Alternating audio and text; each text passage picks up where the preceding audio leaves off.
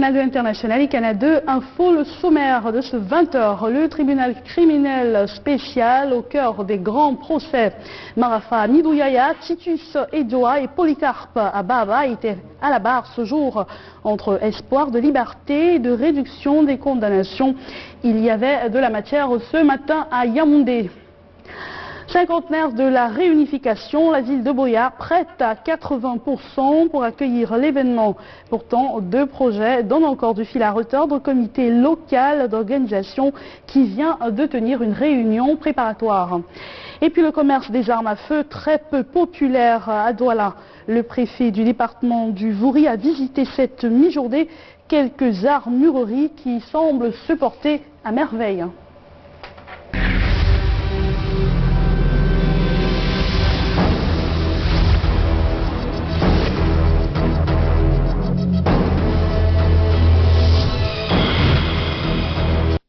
Bonsoir à tous. La Chambre de commerce de l'industrie et de l'artisanat évalue les problèmes qui minent ces activités. Les 4 sections qui constituent cette institution se sont réunies ce jour à Douala pour réfléchir sur les problèmes qui entravent le fonctionnement de leurs activités. Les travaux étaient animés par des experts qui vont permettre de déboucher sur des solutions. Ruben Malik, Djumbissier. Les sections prestations de services, artisanat, commerce et industrie, les 4 divisions de la Chambre de commerce, d'industrie, des mines et de l'artisanat sont réunies depuis ce mercredi matin à Douala pour la deuxième réunion statutaire de la mandature 2012-2015. L'objectif étant de tabler chacune en ce qui la concerne sur les problèmes qui minent son secteur d'activité. Pour la section industrie, l'épineux problème de la contrefaçon est au cœur des préoccupations. Nous avons pris pour thème la contrefaçon. Qui mine la société, qui détruit et qui appauvrit l'État. Et qui est très grave parce que ça permet à ce que ni l'entreprise ne gagne, ni l'État. Donc le gouvernement comme les entrepreneurs devions ensemble combattre ce fléau. S'agissant de la section commerce, le thème porte sur le commerce de détail au Cameroun, un secteur envahi par des individus qui ne respectent pas la réglementation en vigueur. Il y a un thème de détail, le commerce de détail sur le marché.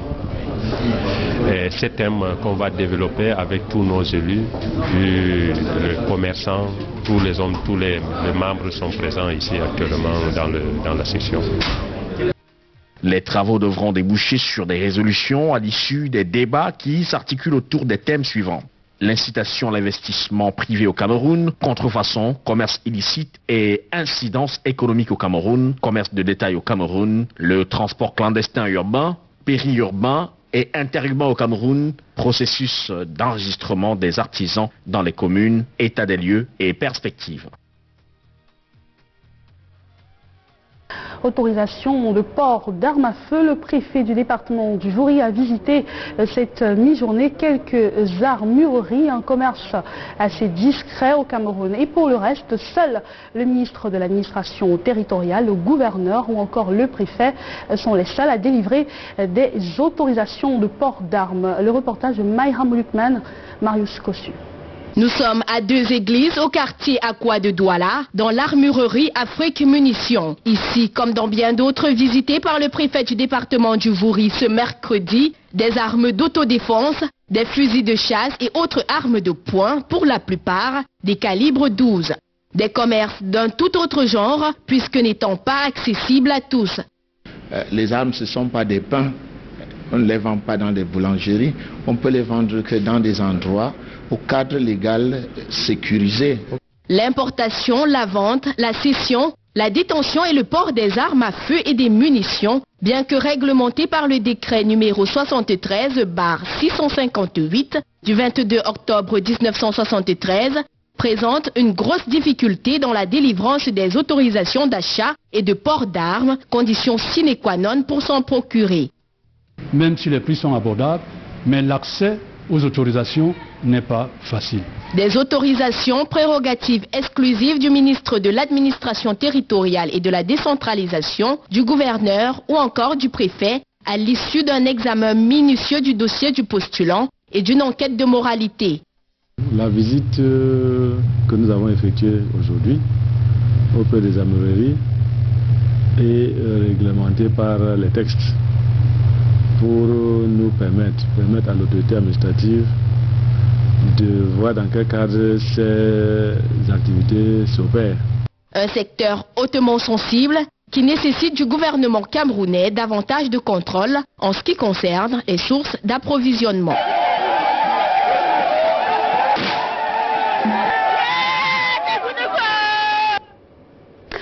Les armes et munitions se vendent plutôt bien dans la capitale économique camerounaise si l'on s'en tient aux différentes armureries rencontrées.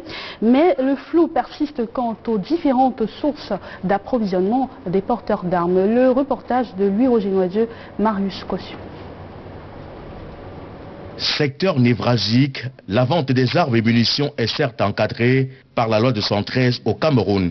Mais ce business juteux, réservé à une certaine caste d'opérateurs économiques, laisse tout de même transparaître une zone d'ombre sur les différentes sources d'approvisionnement de nombreux utilisateurs. Une information gardée top secret. Tout comme le mutisme surprenant de certains usagers rencontrés et détenteurs pourtant d'un permis de port d'armes. Interrogé hors caméra, il précise clairement que les armes n'ont pas besoin de publicité et que nul ne saura accepter s'afficher comme étant détenteur d'une arme à feu ou dévoiler sa source d'approvisionnement.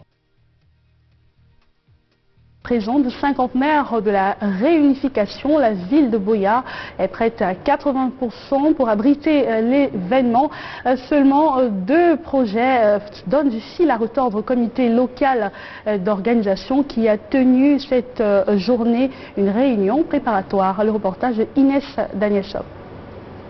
Sur le site de construction du monument du cinquantenaire de la réunification du Cameroun, les ouvriers sont au travail. Ils se battent pour donner le meilleur d'eux-mêmes afin d'offrir un travail de qualité et livrer le projet dans les délais. On s'attelle donc à travailler davantage parce que le temps est court vu le rythme de croisière des préparatifs. À quelques encablures du site de construction du monument de la réunification, il ne nous est pas permis de prendre les images, mais en caméra cachée, vous avez quelques clichés du projet de construction de l'amphithéâtre plein air. Il faut encore du temps pour achever ce projet qui semble traîner contrairement aux autres où les manœuvres s'activent. Voilà ainsi présentés les 2 projets qui donnent encore des insomnies au comité local d'organisation piloté par le gouverneur du Sud-Ouest Okalia Bilaï. Les 2 projets ont encore quelques jours pour se mettre au niveau. Mais les infrastructures de base sont déjà là et nous allons en faire bon usage. La ville de Boya et les populations du Sud-Ouest sont fiers de ce qui a été fait. La dernière réunion du comité régional d'organisation du cinquantenaire de la réunification du Cameroun se déroule en présence des élites du Sud-Ouest.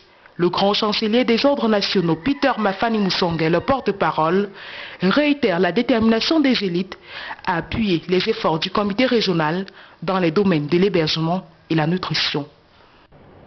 On va maintenant aller à Yaoundé, dans la capitale politique camerounaise, pour parler de ces grands procès qui ont lieu ce jour. Marafa Midouyaya, Titus Edjoa et Polycarpe Baba étaient devant la barre entre espoir de remise en liberté et demande de réduction des condamnations. Débé, bonsoir. Il y avait de la matière ce jour à Yaoundé.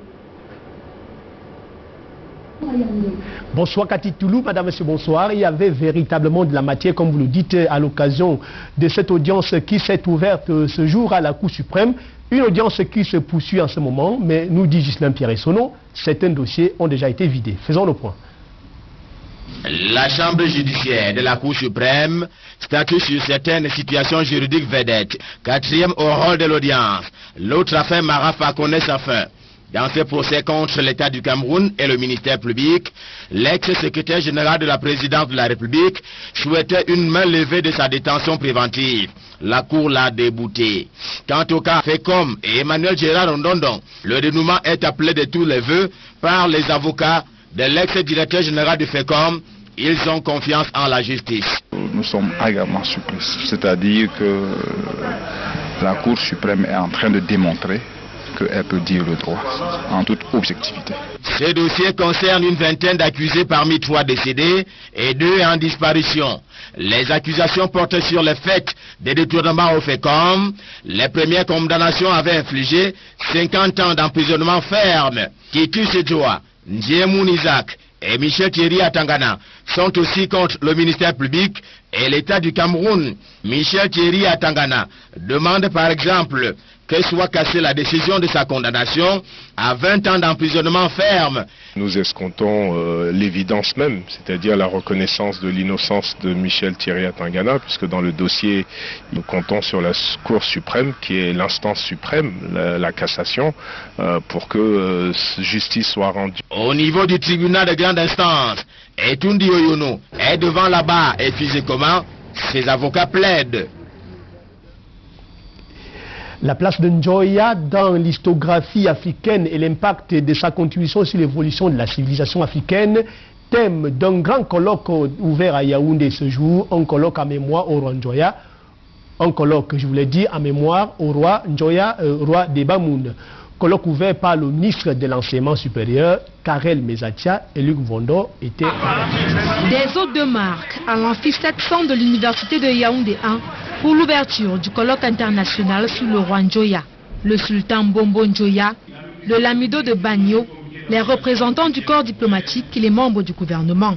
Place à la parole, allocution du vice-président du comité d'organisation, du recteur de l'université de Yaoundé 1, du chef de délégation équato-guinéenne, du ministre de l'enseignement supérieur, entre autres.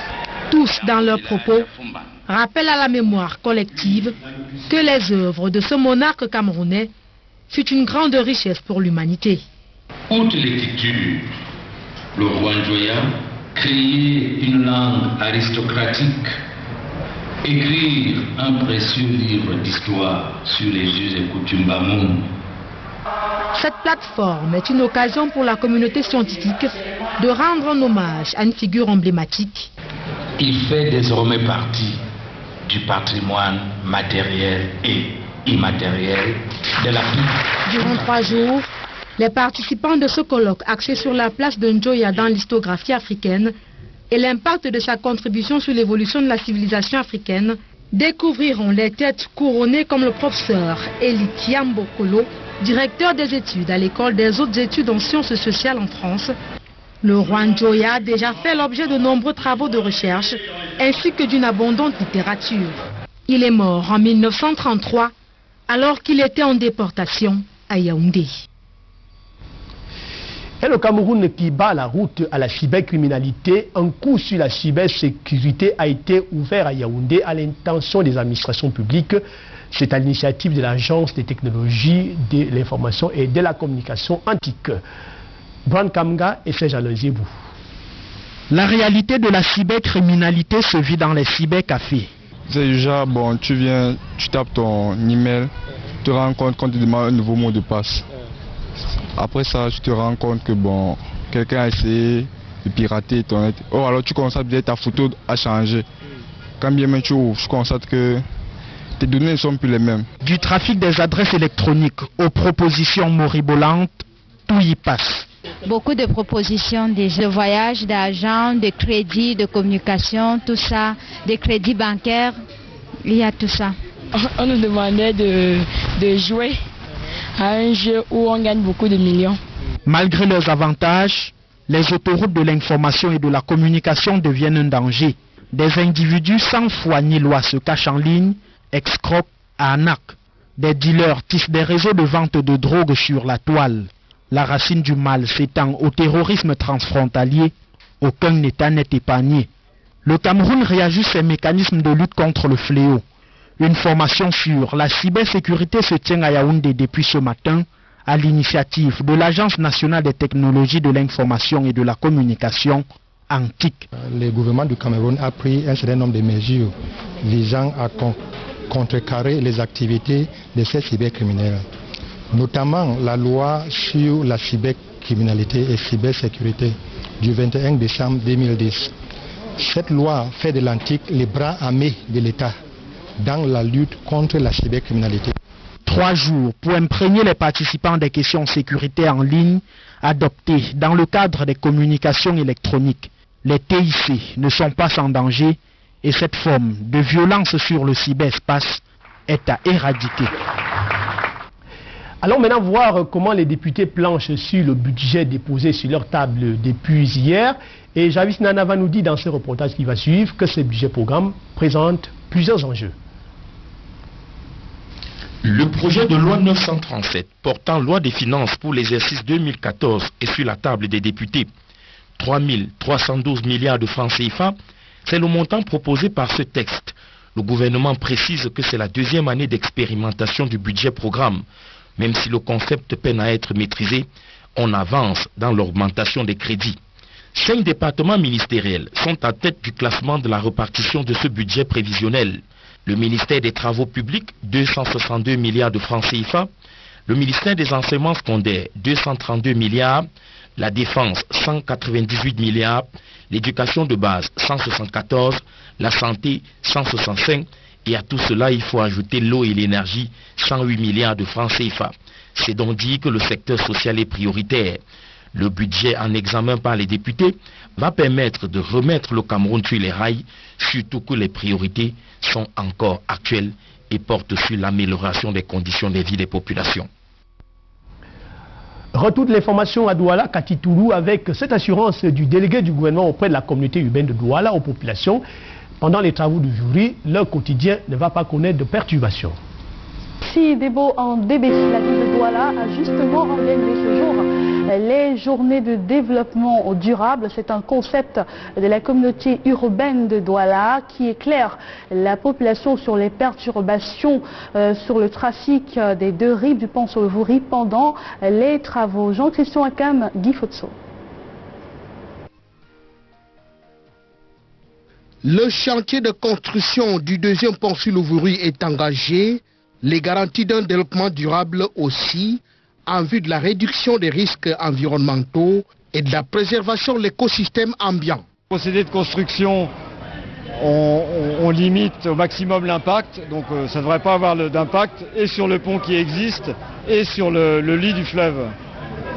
Autrement, au point de vue déchets, on traite tout ce qu'on rejette dans le Vouri, toutes les eaux de chantier polluées forcément, nettoyage des bennes à béton, la mécanique, tout ça, ça passe par des bassins de décantation avant d'être rejeté dans le Vouri. Rendu à sa 3e édition, les journées du développement durable de la communauté urbaine de Douala tentent d'édifier les populations sur les aspects de ce pont. Nous ouvrons les portes au public périodiquement pour leur expliquer que le deuxième pont sur le Vouri qu'on va construire, c'est une bonne chose, mais les précautions à prendre sont celles-ci. Quel est l'impact dans notre vie? Avec 10% de la population nationale, la ville de Douala ne dispose que de 20 000 hectares de superficie urbanisée. Gérer l'encombrement des voies d'accès au pont, sécuriser les réservoirs de la SCDP, garantir la fluidité de la circulation au rond-point des dos, un chapelet de défis à relever. En santé, après le plaidoyer pour la lutte contre le paludisme, les élèves du programme YES se prononcent sur les accidents de circulation dus à l'action des conducteurs de mototaxi. Il était donc question au cours d'une conférence de réduire au maximum les accidents de circulation dus à l'action de ces conducteurs de mototaxi. Le compte rendu de Robert Charlie Toc, Guy Fotso. Élèves et mototaximens, tous contre les accidents de la circulation dus aux mototaxis. C'était au cours d'une rencontre qui a permis de ressasser toutes les mauvaises conditions de transport des élèves sur les engins à 2 roues et les comportements et pratiques répréhensibles dans ce secteur d'activité. Ils doivent aussi éviter de monter sur une même moto à 3-4, comme on le voit souvent. On voit souvent les élèves le faire. Voilà ce que nous disons aux élèves. Du côté des benzineurs, quand ils roulent aux heures de pointe, aux heures de sortie des classes, eux ils roulent souvent à tombeau ouvert. Il faut qu'ils modèrent, qu'ils sachent qu'il y a à la sortie, il y a les élèves qui sont là. Quand ils transportent des élèves, il faut qu'ils soient prudents, qu'ils marchent, qu'ils roulent à une vitesse raisonnable. Dans la ville de Douala, Plusieurs sont les élèves des établissements d'enseignement secondaire, primaire et même maternel décédés des suites d'accidents de moto-taxi. Face à cette action menée par le programme YES, les conducteurs de moto s'expriment. Je suis très content. Puisque c'est ma première fois d'assister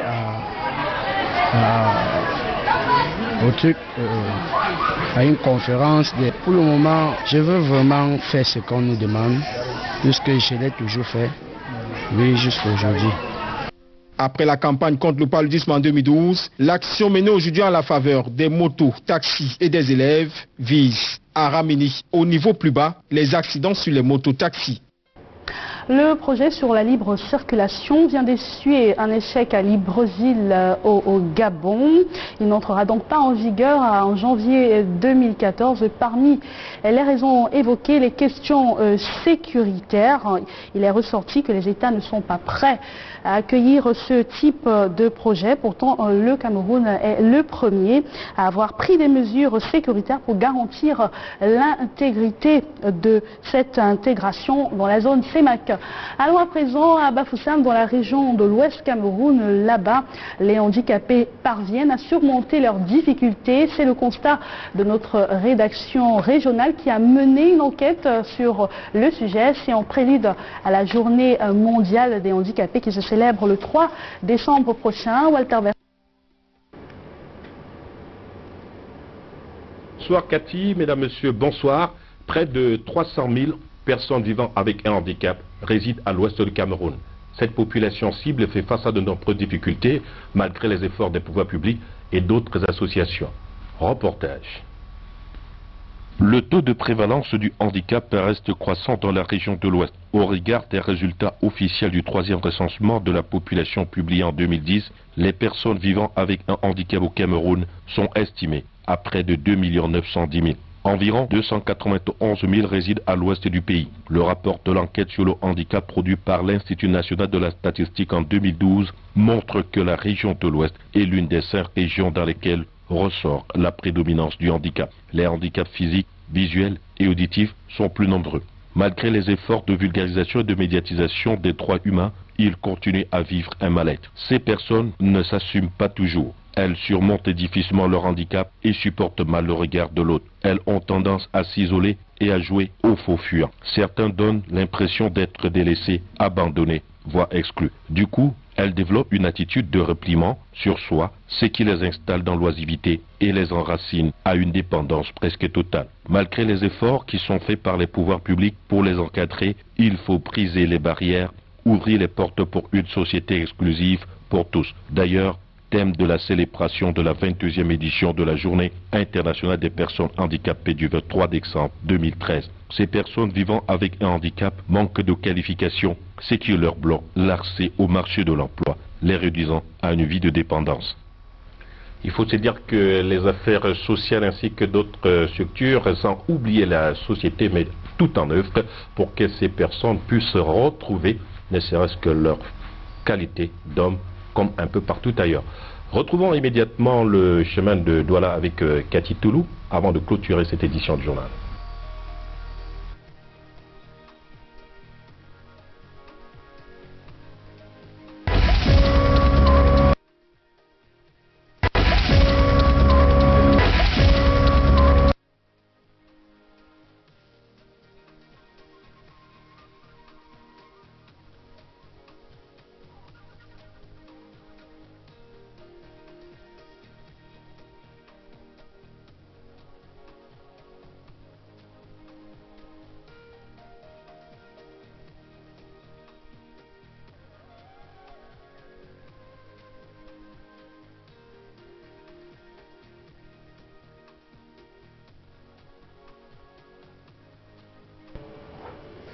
Un petit désagrément. Nous poursuivons ce journal. Nous parlons à présent en santé.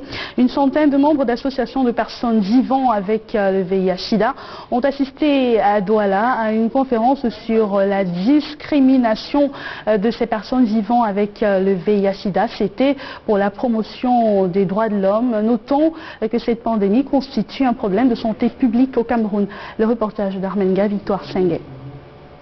La stigmatisation et la discrimination sont deux phénomènes auxquels font face aujourd'hui les personnes atteintes de VIH/SIDA au Cameroun.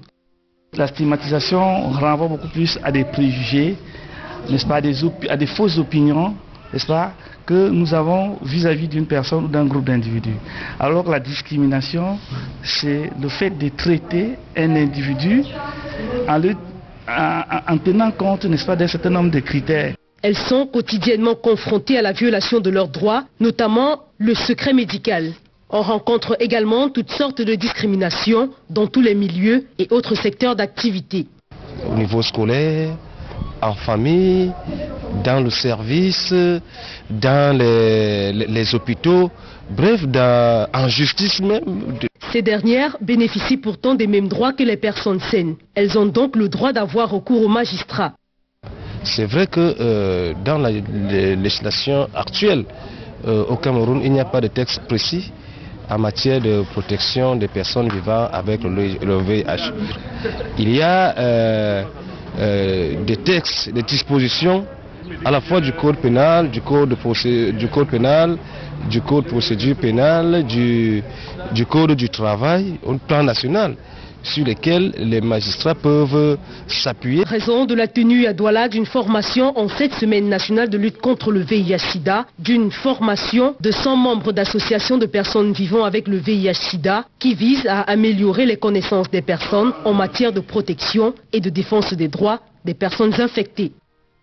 Au chapitre des faits de société, un réseau de malfrats vient d'être démantelé par les éléments de la brigade de gendarmerie de Ngangé à Aéroport.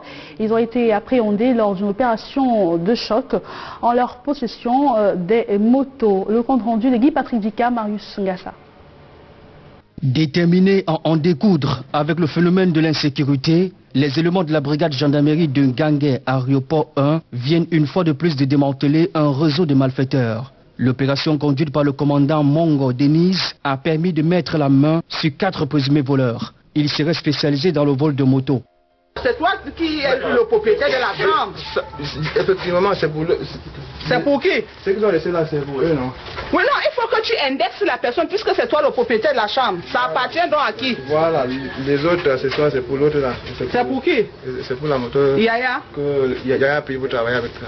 Des motos volées, dont certaines en pièces détachées auraient été saisies. À en croire les gendarmes, ces présumés malfaiteurs se sont fait délivrer des fausses factures pour utiliser ces moyens de locomotion. Autre fait à l'actif de ces gendarmes, l'interpellation de ces présumés vendeurs d'étiquettes de vin de fabrication douteuse. Ces étiquettes contrefaits sont confectionnées en Asie par un fournisseur. Ces derniers l'expédient à cet acheteur qui les commercialise.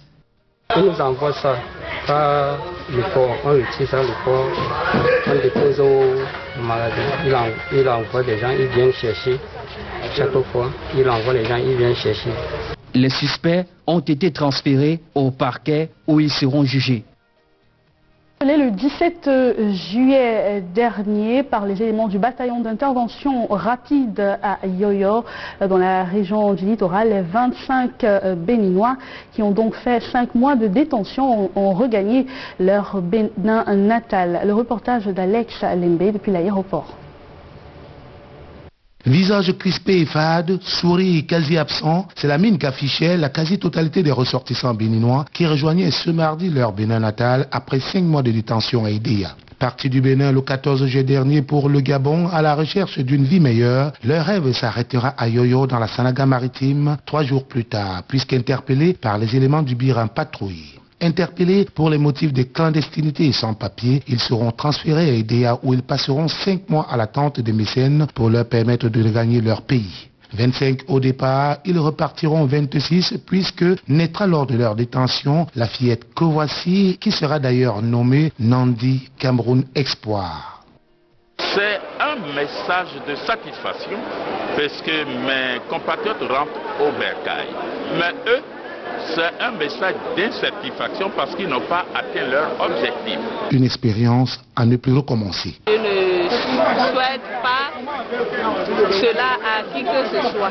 Leur salut viendra de l'Organisation internationale de l'immigration qui s'est occupée de l'achat de leur ticket d'avion.